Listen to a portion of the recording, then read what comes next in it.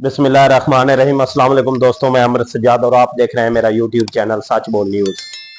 दोस्तों, आज हम दो तीन इशू पे बात करेंगे। एक तो पाकिस्तान क्रिकेट पे बात करेंगे कि पाकिस्तान क्रिकेट को एक बहुत बड़ा धचका लगा है, बहुत बड़ा नुकसान हुआ है पाकिस्तान क्रिकेट का।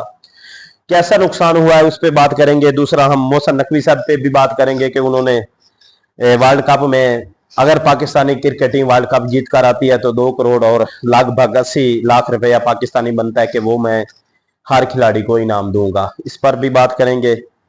महंगाई पे भी थोड़ी सी आज बात कर लेते हैं। पहले बात करते हैं कि पाकिस्तान को शिकस्त का सामना करना पड़ा आयरलैंड जैसी कमजोर टीम की। क्यों शिकस्त का सामना करना पड़ा? क्या उनकी गलत पॉलिसियां थी? क्या उनकी गलत मैनेजमेंट थी? या उनके क्या मामला ऐसे थे जिनकी वजह से उनको, छोटा ग्राउंड था, अगर इस ग्राउंड में 220 रन 210 रन कर जाते पाकिस्तान बल्लेबाज तो ये एक अच्छा टोटल हो सकता था। खासतौर पर अगर हम मॉडर्न डे की बात करें, हम खासतौर पर अगर हम मॉडर्न क्रिकेट की बात करें तो ये जितना target Pakistan cricket team international team ने सेट किया है ना, ये अगर किसी पाकिस्तान के क्लब के खिलाड़ियों को लाकर खड़ा कर देते एयरलैंड के सामने तो वो भी लगभग 180 82 85 कर सकते थे।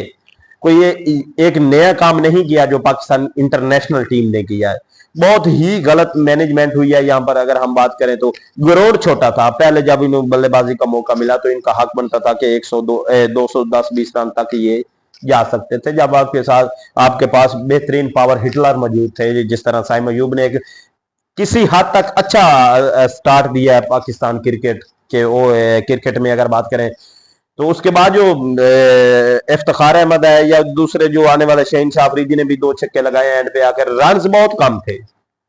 अगर आप 180-85 रन के दरमियान रन करते हैं तो फिर आपके पास जो मिडल में गेंदबाज होने चाहिए वो आपके पास कम अज कम बेहतरीन लेवल के स्पिन गेंदबाज होने चाहिए, जिनमें खास तौर पर अगर हम बात करें आपके पास स्पिन में मोहम्मद हफीज होना चाहिए, स्पिन में आपके पास शाहिद अफरीदी होना चाहिए, स्पिन में आपके पास सईद अजमल जैसे बेहतरीन गेंदबाज होने चाहिए। अगर आपने 180-85 पे गुजारा करना है तो फिर आपको मिडल में आपके पास एक अच्छा स्पिन अटैक होना चाहिए। अगर हम बात करें आपके पास इस वक्त, अगर हम मजमूई तौर पे बात करें तो पाकिस्तान में इस वक्त कोई ऐसा लेग स्पिनर या ऑफ स्पिनर मौजूद नहीं है कि जो दरमियान में आकर 4 ओवर ऐसे डाले जो कि मैच को ठिकाने लगा सके। एक भी ऐसा गेंदबाज मौजूद नहीं है। ना ही पाकिस्तान की अगर मैनेजमेंट पे बात करें तो उन्होंने कोई खास कारकर्दगी की है यहाँ पर। अगर स्पिन गेंदबाजी के शोबे में कोई अच्छा एक स्पिनर हमने दरियाफ्त आज तक नहीं किया सवाए सईद अजमल के। सईद अजमल के जाने के बाद हमारे पास कोई ऐसा स्पिनर नहीं आया, ऐसा स्पिन गेंदबाज नहीं आया जो कि पाकिस्तान में एक अच्छी कारकर्दगी दिखाकर 4 ओवर ऐसे डालकर मैच का पासा पलट सके। तो ये बहुत ही, क्या कहते हैं कि अफसोसनाक खबर है कि पाकिस्तान को यहां शिकस्त का सामना करना पड़ा।